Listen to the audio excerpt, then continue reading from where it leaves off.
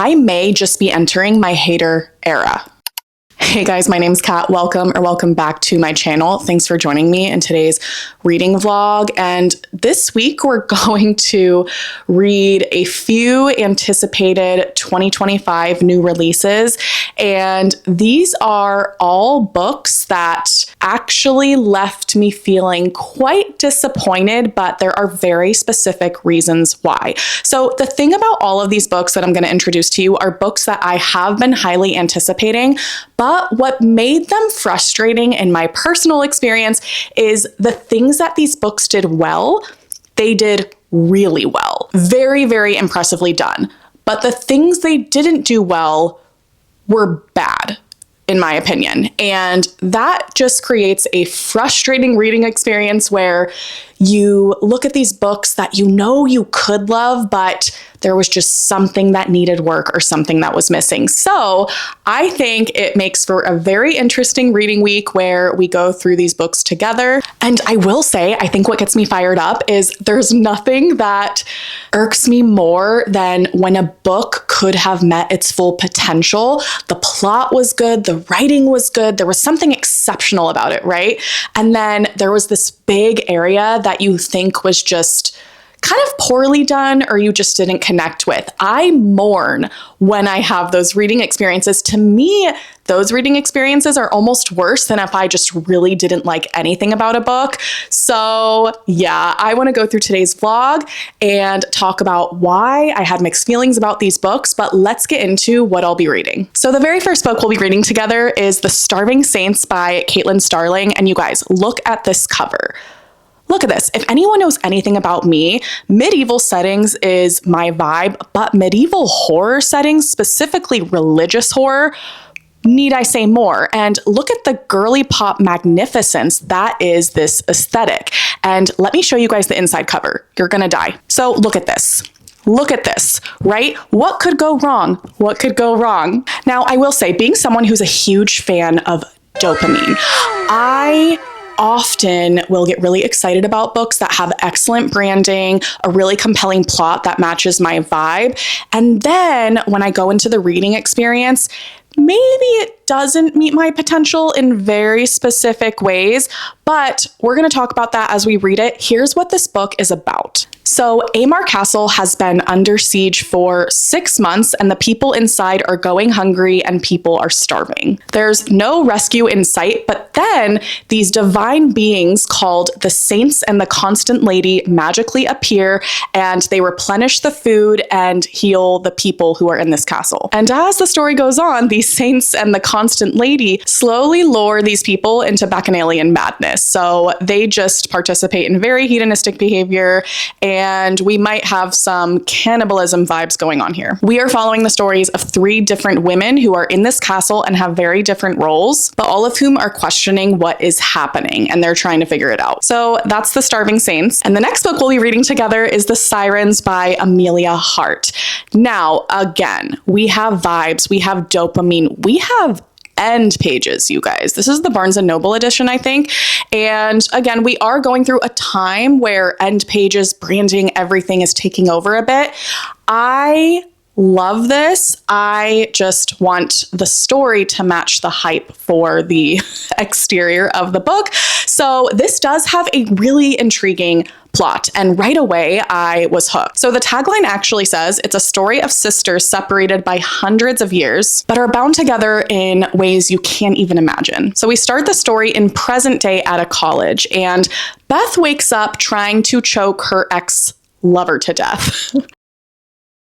So we start off pretty strong, and she gets really spooked and runs off to her sister's house in New South Wales along the coast. When she gets there, she cannot find her sister, and then a mystery begins where she needs to figure out where her sister is and why she left. And then in another timeline in the 1800s, we follow 2 twin sisters who are imprisoned in a convict ship heading from Ireland to Australia.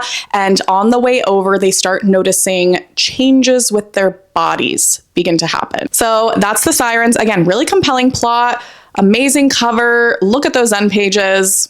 What could go wrong? And then lastly, we're gonna read Broken Country by Claire Leslie Hall. So I also really love this cover. This was the Barnes & Noble edition. And this one I didn't know much about, but let me fill you in on the synopsis. So we follow Beth and her husband Frank, who lives on a farm, and then their life is upended in a series of events when Beth's brother-in-law shoots the neighbor's dog. And it turns out the owner of this dog and her neighbor is her past lover named Gabriel Wolf. So the story follows 3 different timelines. In one timeline, you're following Beth and Gabriel when they're young and they have their romance. In another timeline, you're following the events after the shooting and this dog was shot and they reunite. And then in another timeline, you're following the trial where a farmer was murdered. And that's all we know. Who was murdered? Why?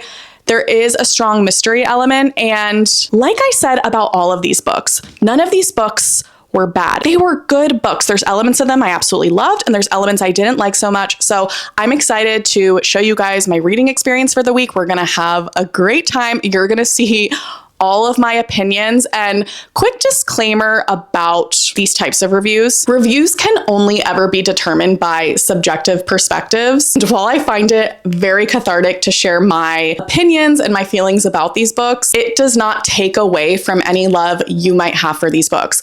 I personally think the joy of reading is for us to be able to see different perspectives, share our opinions, because I think this makes us more intellectually sharp and also just better readers in general. My opinions are my own and they do not have to be yours. I think all opinions about books, good and bad, are what make our community so interesting. So as we're going through these books, if you've read them or you haven't, please let me know your thoughts in the comments below. I want to hear all of them. And I love having discussions about different perspectives of books, things maybe I missed or maybe something I said that you didn't think about. As I grow this community and this channel, I would love for all of us to have a safe space to actually discuss literature and books. I think that is my ultimate goal for this channel, to be able to discuss reading and what we think was well done or not well done in a way that's interesting and healthy and doesn't make anyone wrong for their opinions. You know what I mean? More of that. And also, you guys, I do not take any satisfaction in not liking a book. I love sharing my opinions and critiquing a book, but I really want to love books. But also sometimes I think books were just done badly. So there's some of that too. All right, without further ado, let's get into reading our first book of this vlog. Okay, so I'm about 69 pages into The Starving Saints by Caitlin Starling. And so far the vibes are really good. So I am a very medieval girl. I love just that atmosphere and that setting. And so far it's definitely delivering on the vibes. I could see about 69 pages in that people would have some pacing issues with this book. So I am getting through it pretty quickly because I'm doing what they now refer to as immersive reading, where I'm listening to the audiobook as I read. And just because of how my brain works, I listen to the audiobook on 2.5 speed as I read. That's my natural reading pace. So I can get through it pretty quickly and keep my attention hooked. But I would say I could see some people thinking it's going a little bit slow, but I am enjoying the plot and just the general atmosphere because it is really intriguing. And so far we have met what I think are kind of our 3 main female characters. So the one we're introduced to first is named Focine, and she is kind of this ex-nun who now works in this castle as sort of a witch. There's a siege happening and the people inside this castle are hunkering down and they're running out of food and people are slowly starving. And so they're in this emergency state where the king is saying to her, hey, I need you to perform a miracle and start creating food out of thin air, because she actually previously performed a miracle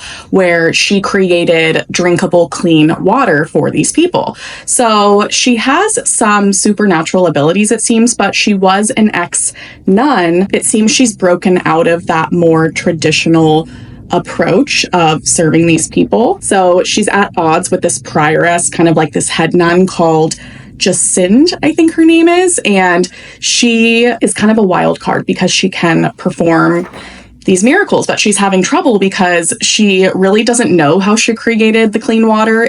She thinks it was kind of a fluke, and now the king is pressuring her to create food for their people, and she doesn't know what to do. So we have her, and then we also have the king's right-hand protector called Sirvoin. And Sirvoin is a war hero. She's this really strong, interesting woman with this backstory, and she really wants to fulfill her mission as this protector and fighter, and she really knows what she's capable of, but the king has really made her his right hand in a way where she's not fulfilling her potential. She kind of just waits on the king all day, and this makes her really pent up and frustrated, and so the king has just tasked her with watching over Focine and making sure she's working to the best of her ability to bring about this miracle, which really frustrates Sirvoin.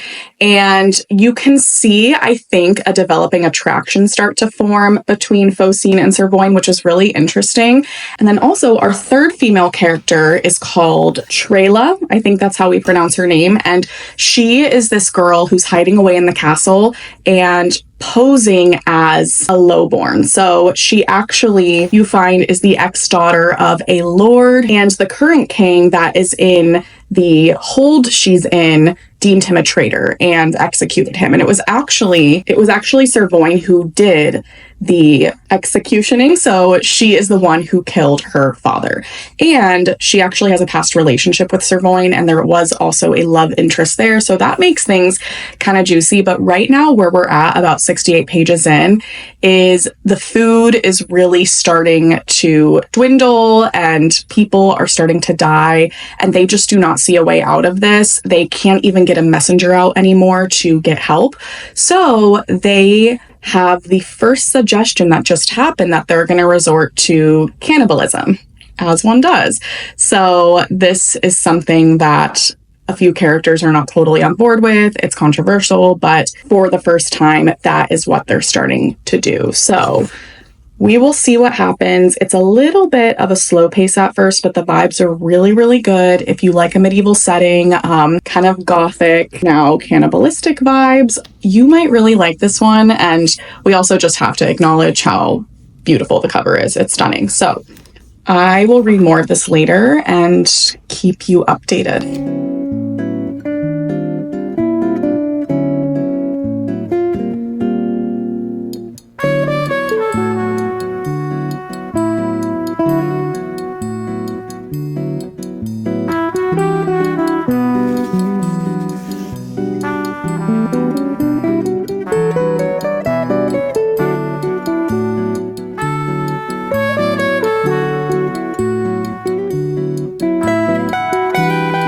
All right, so let's do a quick check-in. So I finished The Starving Saints by Caitlin Starling, and all right, I need to just walk through my thoughts about this book for a hot minute. So I had really high hopes for this book because immediately with the branding and also the naked cover, you guys, I got this from Aardvark. Look how pretty that is. Absolutely stunning, right? And so I'm like, okay, this is going to be girly pop medieval horror. I am here for it. This is going to be a fantastic time. That is 100% my vibe. But this was a train wreck. I think this book had so much potential and it just quite literally lost the plot. And I want to make sure I explain specifically why, because this book is supposed to be a fever dream. It is supposed to be unpredictable and kind of ridiculous, but I think there's a way to do that that's done well and is done really intentionally, but I feel like this was just really messily and sloppily done, which I was super let down by. But let's review real quick what this is about. So this is about a structured medieval society on the brink of starvation because they're going through a siege. And then these saints arrive and begin to manipulate the people. These people start engaging in hedonistic and cannibalistic behavior, which becomes completely unhinged along the way.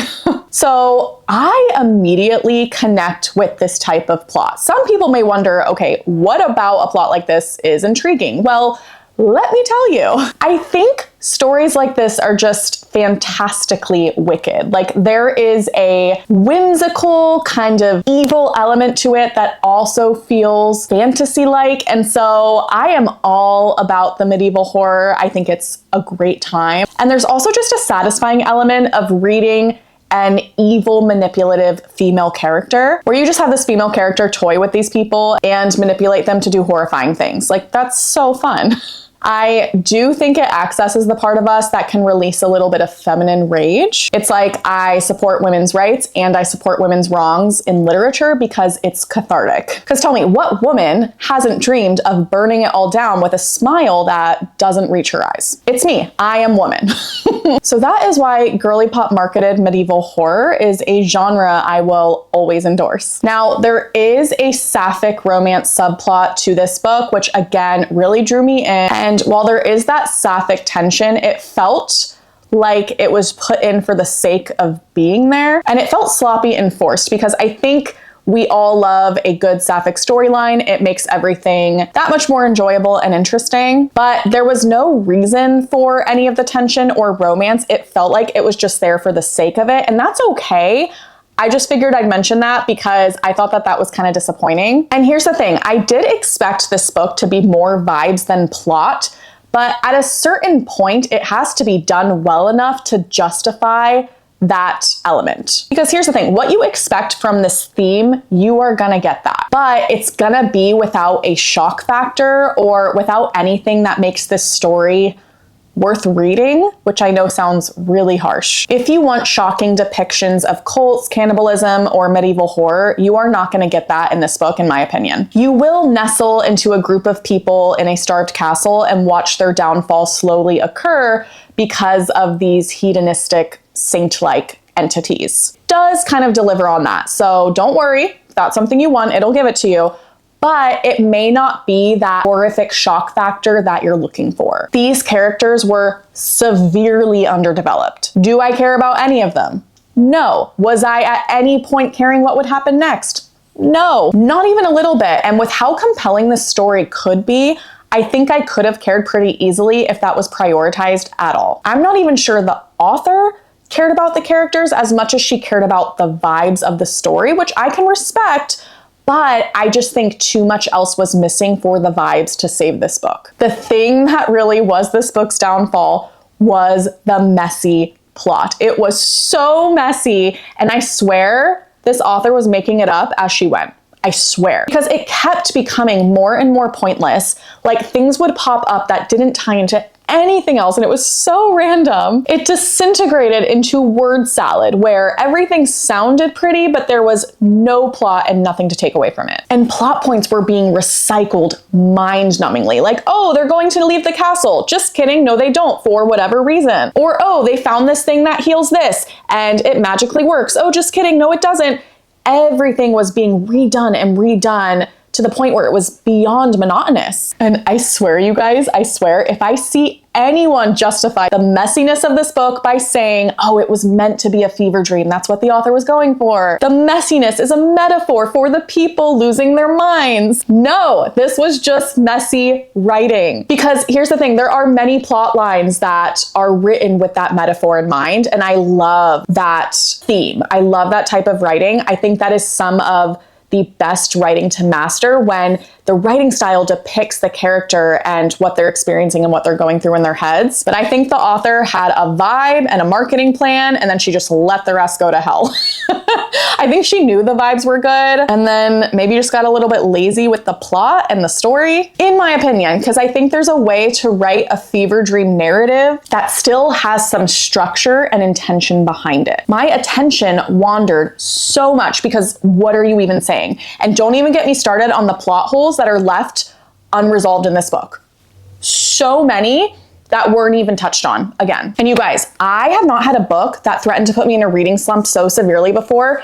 I was in bed in the car, also just trying to listen to the audiobook because I just wanted to finish the story, and I was struggling so bad because it was nonsense. None of it made sense. This book is vibes first, and I am a vibes person. I can get behind that. But when there's an exceptionally messy and repetitive plot that ends up contradicting itself over and over, no. the most random things would happen too. Like something would occur where a character was about to die and then a magical apple would appear and then it would save them, and then just kidding, they weren't saved. Yeah, I don't know. I think she had a vibe in mind and then made a Pinterest board that matched that vibe, and I love the vibe. And then she just dumped all of the vibe things from the Pinterest board into a story without paying any mind to continuity, character development, or plot, I think. There was a Goodreads review that I saw that I really agreed with how they worded it. Yelton, hope I'm saying that right, says, it was convenient situation without useful narrative grounding again and again. It didn't feel like ambiguity. It felt like a story that was missing fundamental grounding. And I wholeheartedly agree. It's just really, really frustrating when you have a book that has good vibes, exceptional vibes, even really beautiful writing. She is a great writer, but thoughtless execution. And at some point, mind needs to be paid to the craft of storytelling. It was all the more frustrating that the writing was so beautiful and that I loved the vibes, because there were points when I wanted to live in that story, but I was like, just get on with it already. Get on with it! I will say, another review that killed me was this one from Flynn. It says, the second half lost me a bit, but we do get a hot lady night with a light choking fetish, so I'm counting this as a win. Which, they're not wrong. All right, with that, let's talk about what I'm going to read next this week. One is The Sirens by Amelia Hart.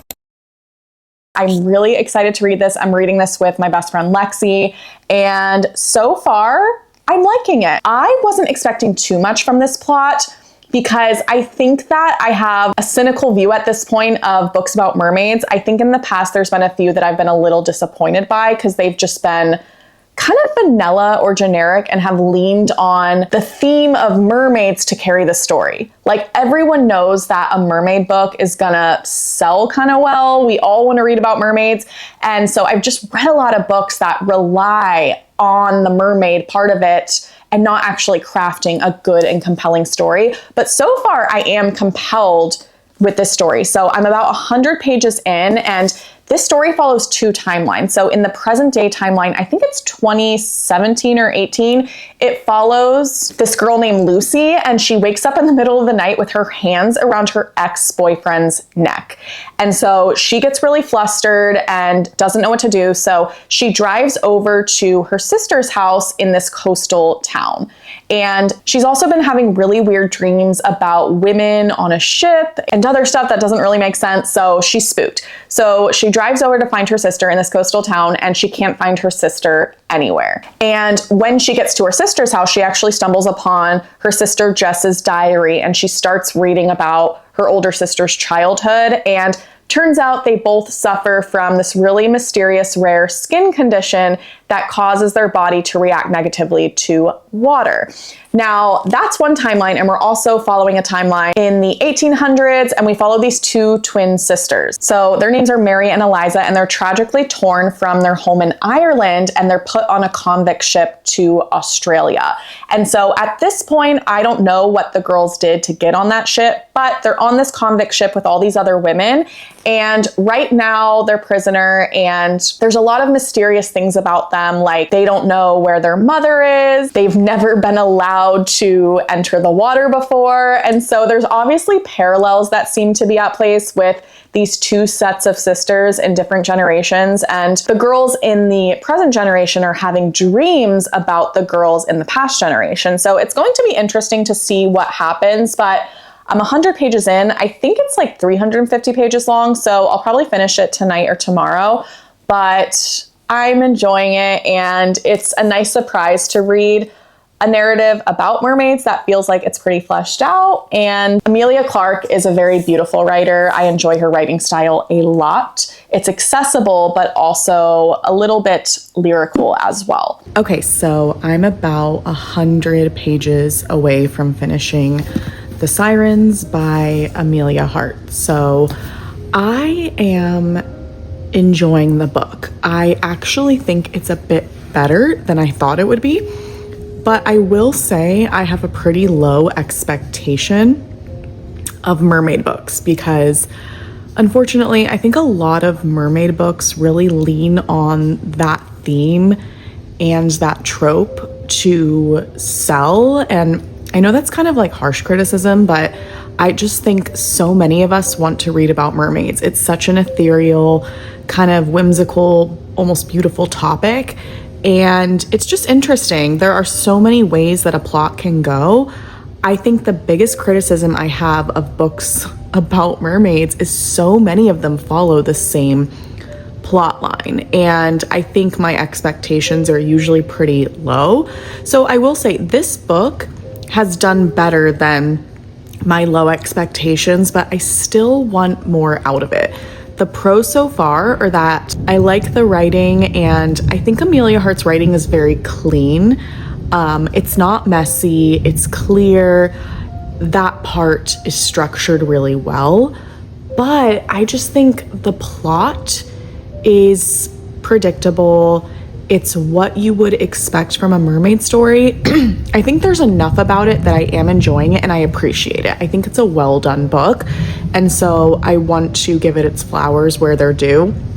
But I think for me personally, I just want to read a book about mermaids that gives us that lore that we're looking for, that mysticism, everything we want to read about mermaids, but it's done in a bit of a different way. I will say too something about this book where the plot is interesting. There's a mystery element to it.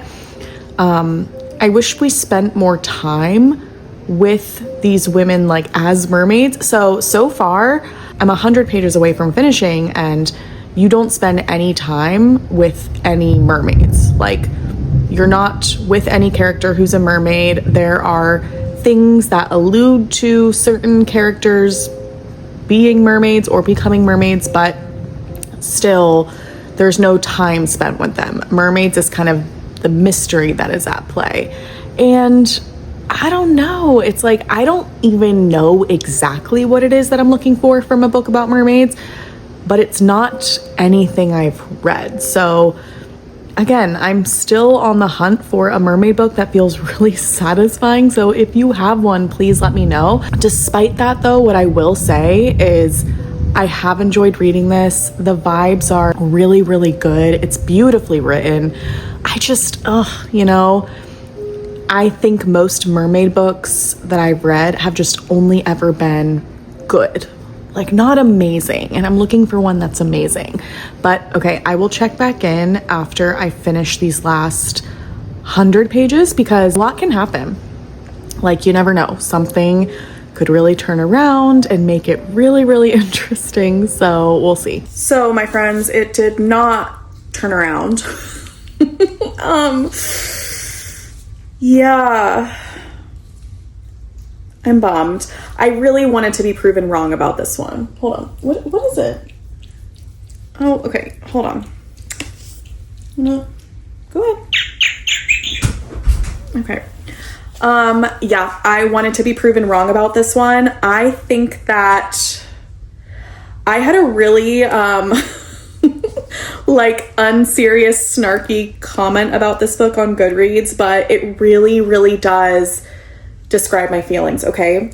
So I said something along the lines of this book being like a conch shell you get at the big box tourist shop on the way out of a beach town for like $19.99, and then you bring it home and you tell all your friends, yeah, I went to the beach this summer, and that's great, and we love that experience, but it's also kind of surface level when like what you really want from a book like this is to feel like you have discovered some beach treasure that has kind of nooks in it and or nicks in it and is interesting, and you find a shell on the beach. Yeah, that's not what this book is. I think it's kind of gimmicky, but like the other book I read, I think that there were things that this book did really well, and that's why it's frustrating, because I just think it didn't meet its own potential.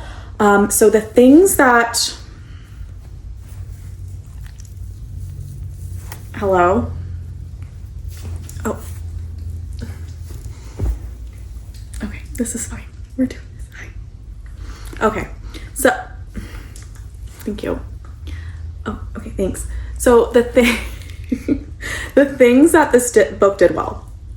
Amelia Hart is a good writer. Her writing is really beautiful and lyrical and descriptive, and I really, really enjoy it. It's very much my style. I think she's very similar to like Adrienne Young, and her writing just puts you in a dreamlike state, which I think is absolutely gorgeous.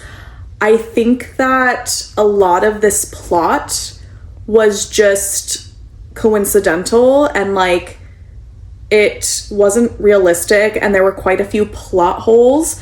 Like her in the very beginning, which we talked about, like one of the sisters finds her hand around her ex-boyfriend's throat and she sleepwalks, and it's this whole thing.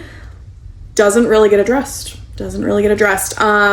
I also was disappointed in the fact, personal preference, that you don't really spend time really with the characters or any of the characters as like mer people. That is not a focus, like a little bit, but not really. Just in case you were expecting that, you don't get that here. And yeah, I just think it was cute.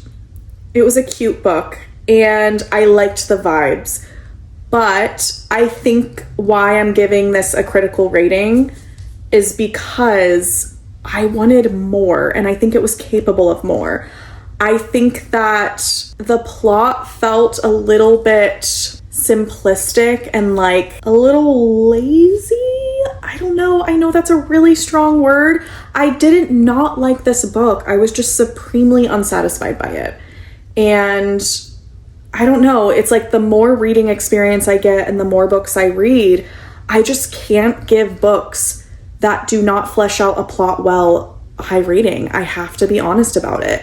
And even if the writing is gorgeous and even if there's things that make the book a good book, I just think it does a disservice to books that really put time and care into certain aspects that clearly some books didn't. And especially when you have a book that is branded so beautifully, you got the sprayed edges. And in my opinion, if you are going to sell a book like this that people are clearly gonna buy because of how beautiful it is, please give the book substance and don't just have it be a book on your shelf that is a nice to have. I think there's a lot of people who are happy with this book and will be happy with it, which is fantastic. Like if you want a book that is vibes, it's very coastal, there's a mystery, lyrical writing, I think you could really like this. But if you're looking for a book on the lore of like Sirens and something that's a little different, or something that allows you to care about the characters and a plot that's gonna really shock you, or not shock you, it doesn't have to shock you, but like pull you in, I don't think this book will do that. Yeah, I don't know. I'm struggling because I feel like at what point should we be demanding more from books that are so pushed on the shelves? And I think that it's a balance, right? Because I see a lot of different sides to this. I think I'm someone who can just enjoy vibes and just have a good time and not take it too seriously. But then also there's another side, right? Another truth where I just want more from the book. And is it just that this book filled the purpose of being vibes and that's all it was meant to do? Or was it just someone kind of phoning in the plot and I don't know, just like not really giving that their all? But this is why we review books and share opinions, so maybe this will make you want to read it more. Maybe it'll help you keep it off your TBR. Yeah, that is Sirens. I want to give a reading update. I am almost 100 pages into Broken Country, and here's the thing.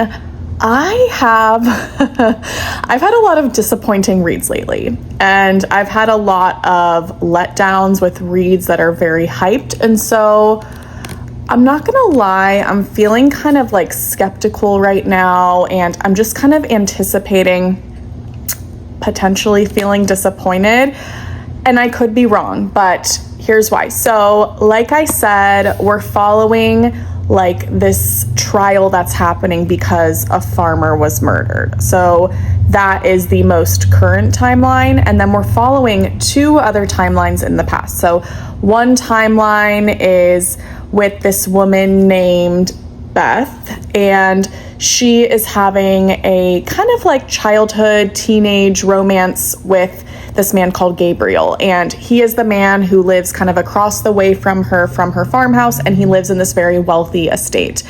And she also has this kind of romance with this man named Frank. And sorry, there's a car. So that's them when they're younger, and you watch her fall in love with Gabriel, and then, you know, the middle timeline is her as an adult who is married to Frank, and they're farmers, and they had a child who tragically passed away. And so, kind of like I said, Gabriel comes back into town. He has a son, and through circumstances, she ends up reconnecting with them. And right now, she's kind of forming bonds with the son and just re-entering Gabriel's life. And that has Frank feeling a certain type of way. I will say so far, this book is only 300 pages. I'm 100 pages in. The reason why I'm preparing to be let down is because there has been nothing in this book so far that has gripped me. And what I mean by that is I'm someone who, like, I annotate my books, but I don't really take it too seriously. What I do when I annotate is just journal as I read. So if there is a moment that connects with me, I will put it in little brackets or I'll write a note about it. Really, I think about it like just journaling as I read, and there has been nothing in this book so far that has compelled me to write anything down, which normally is a bit of a like red flag for me. Like, and it doesn't even have to be the most highbrow book or book that takes itself too seriously. Even if it's a book that's just fun, like, you know, it doesn't have to be this like really analytical literary fiction or classic. It can be like a romantasy or just fun book, and I'll be writing in the captions my thoughts. And this book, I just have had no thoughts or feelings that I felt the need to jot down. So normally that's a bit of a red flag for me, that it might not end up being a favorite or a book that really does much for me. And I'll also say the writing so far it's really bland. Like, there isn't really any beautiful depictions of the scenery. There's no prose that really has captured my attention. And even the characters, there's nothing about them that feels special. Like, there's just nothing. It feels very vanilla. And what I'm hoping is that the plot carries this book. So, you know, this is a mystery. And what I am hoping is that as the story goes along, the plot starts to feel more compelling. But here's the thing, if I'm being so honest, this book has been very much hyped. Like, I have seen so many 5-star reviews of this book. It has been on the front of bookstore shelves. It's just being really promoted. And so when you get feedback like that, you're kind of expecting something about the book to be different, because there are so many amazing books out here. And I think that the more I read, the more my standards go up, if I'm being honest, with like what books should be rated. And I think that it's tough when you read a book that isn't as heavily marketed and it's just phenomenal and so much thought and care has been put into it and experience. And then you read a book that is put on the front of shelves and pushed out by publishers, and it's really not as good. And I'll say, I know I'm 100 pages in, right? So I would love nothing more than to be proven wrong about this. Like, the second 2/3 of the book to just really grip me and to make me care and for something special to occur. But yeah, so far this feels very kind of a little elementary and average. And I hate to say that because I want to love books. I'm not someone who like wants to critique books negatively, but gotta be honest. And I hope that this vlog isn't just disappointing reads, but hey, maybe that's fun to watch too. So hopefully that's still interesting. I'll check back in with you guys. I'm definitely gonna finish this today. So we're just gonna fly right through this and let's see if this lives up to the hype somehow, because so far I'm a little worried.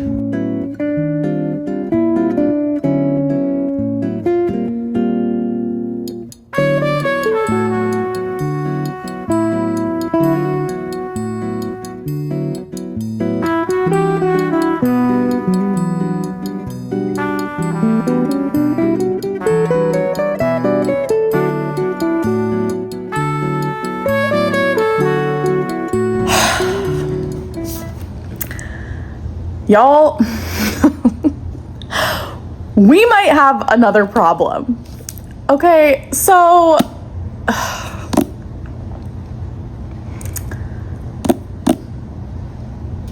I might hate this book. I don't know. I don't know what's going on. Everything about this book made it seem like it would be for me. You've got the aesthetic, you've got the little blurb from Delia Owens, you have the plot. I just had a good feeling about this one, and I had a good feeling about every other book in this vlog.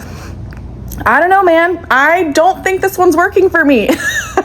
It's really, really funny to read my annotations so far of a book that I'm not vibing with, and it really gives me an idea of whether I'm liking the story or not. And this book, here's how it's going.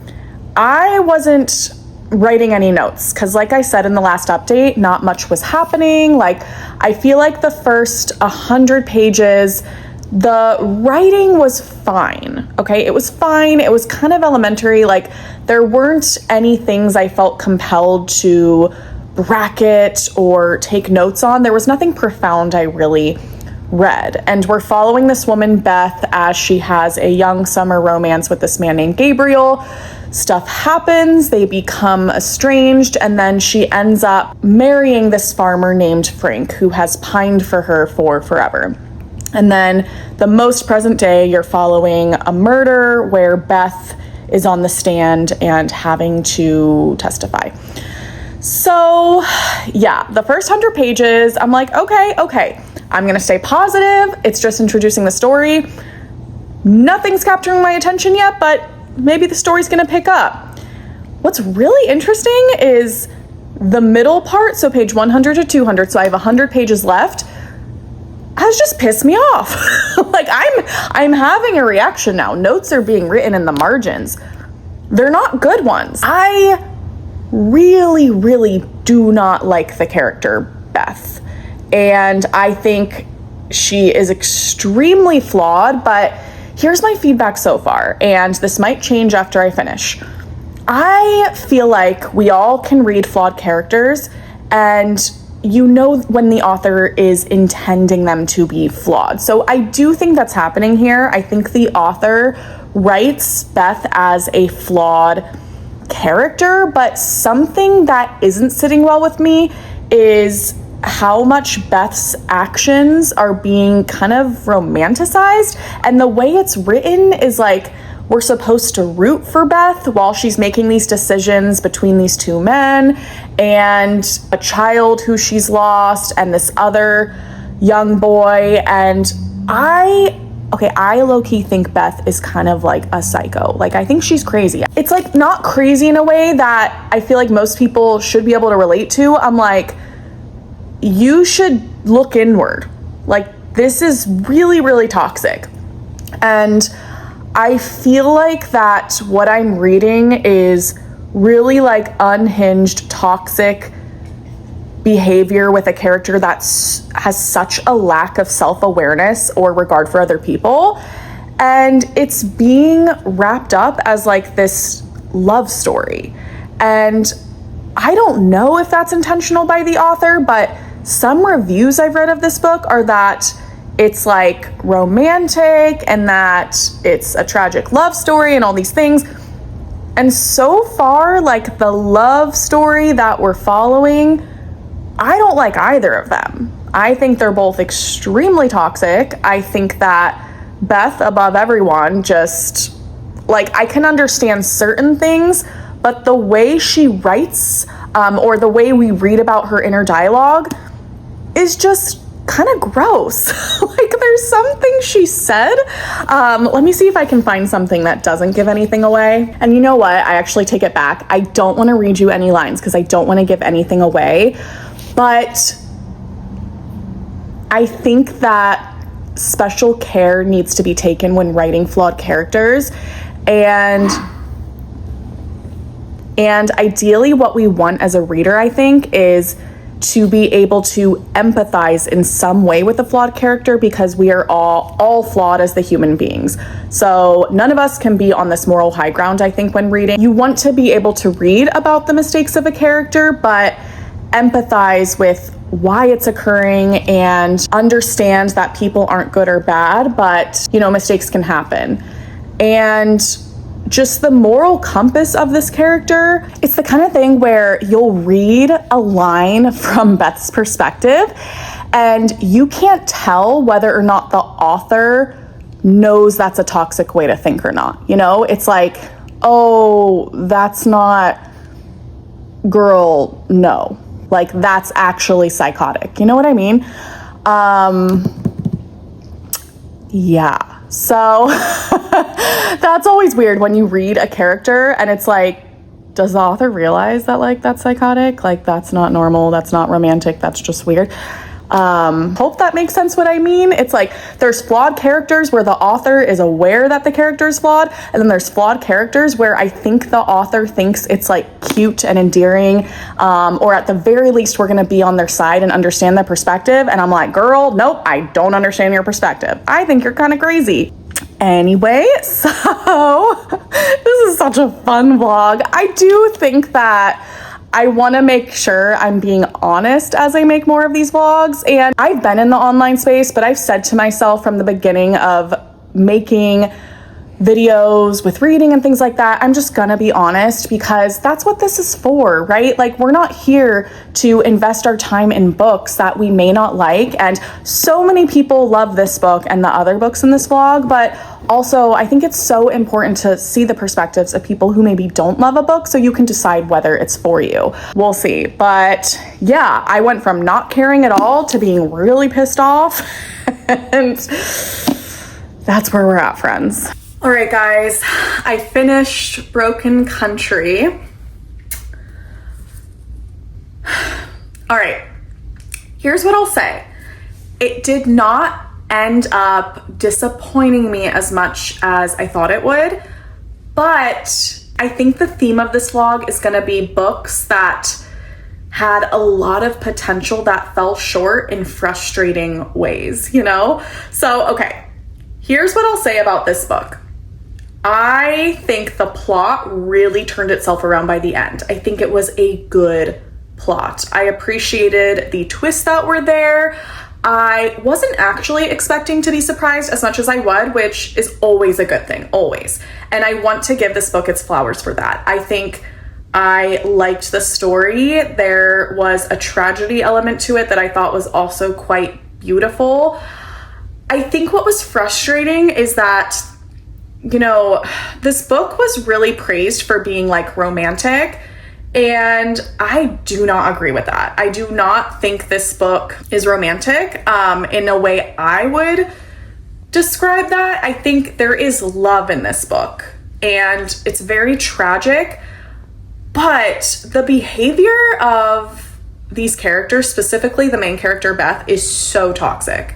And I think that given the themes of love in this book and the tragedy and how everything turned out and how satisfying the plot actually was, I would have loved to wanted to have rooted for Beth more. You know, I never found myself rooting for her. I actually found her super unlikable. And this is criticism I've seen with those who also like felt the same way.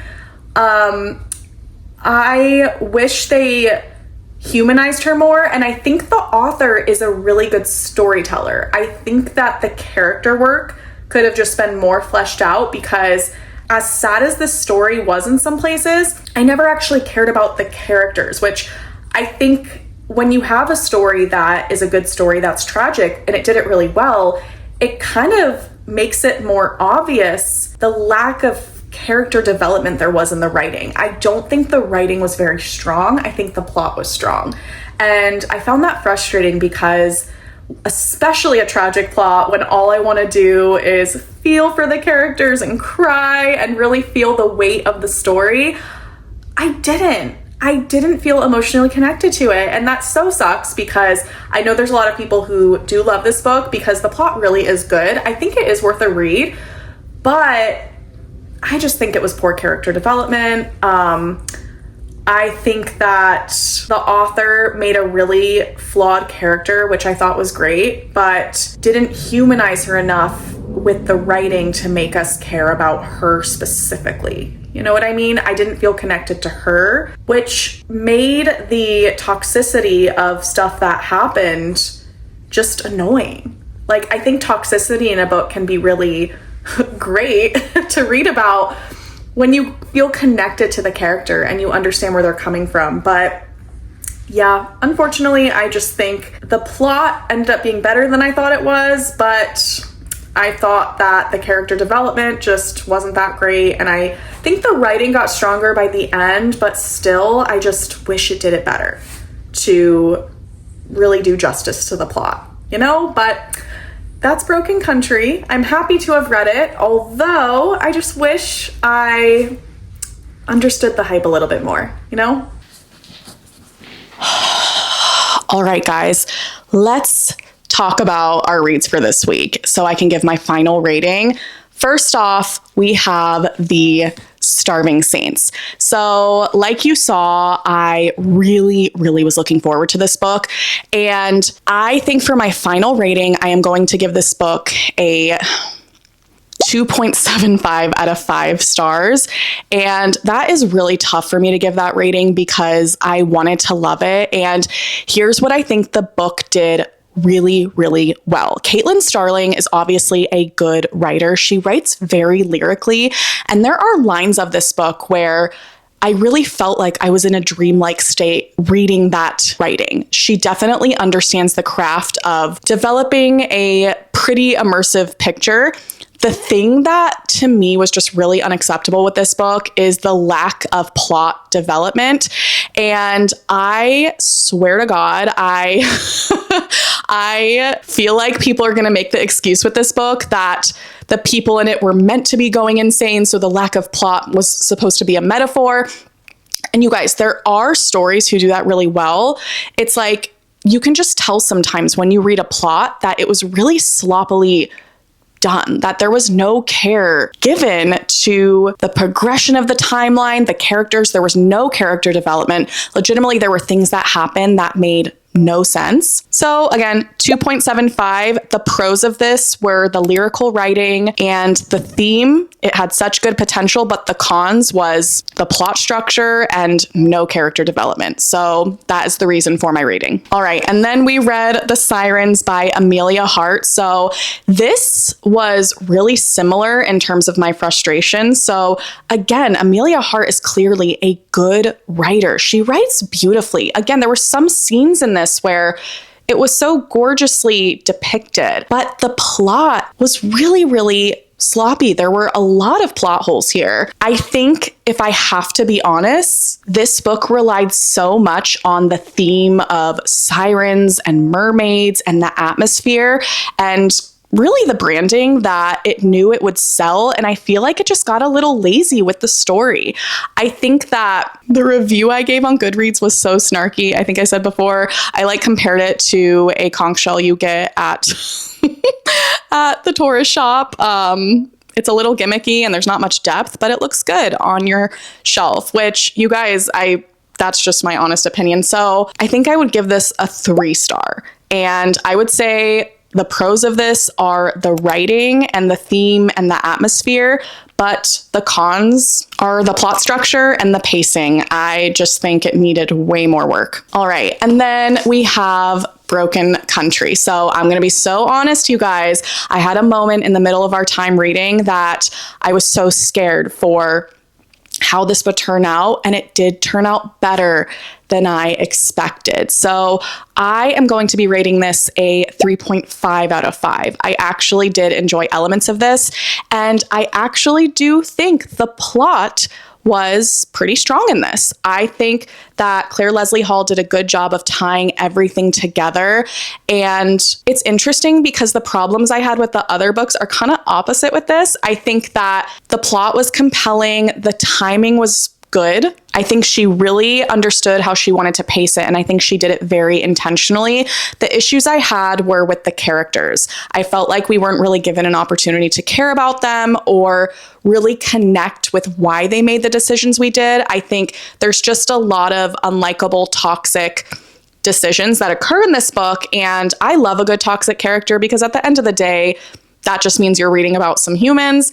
But I feel like the characters weren't humanized enough in the writing. I actually think that this book struggled with the writing, and I think it reads kind of elementary, which there's nothing wrong with that. I just think I prefer a book to have that strength where not only are you reading a compelling plot and a well-timed story, but you're also able to connect with the characters and the atmosphere in that writing, you know? So again, for me, this is going to be a 3.5, and the pros of this book are the well-executed plot and the pacing. The cons are, I hate to say it, but the bland writing and lack of character development. If you relate to me, maybe you can know that you don't need to spend your time on these books. And if you enjoyed it and you have a different perspective, leave it in the comments below so people coming across this video can see all different perspectives. I think that reading is such a sacred, important thing, and we will never be able to read all of the amazing books in this world, and there are so many. So I think review videos can be really great because it might better inform us of where to spend our time. That being said, I'm really happy I read these books, and I'm not mad I read all of them. I think that the strengths I wanted them to have just weren't quite there, but I would still recommend these books, I think, to people who would like them. I definitely can think of people in my life who would value these books. So thank you for being here and spending the week with me reading. If you enjoyed this video, please give it a like. And if you want to hang with me more, make sure to subscribe. I love you so much, and I will see you in a future video. Bye.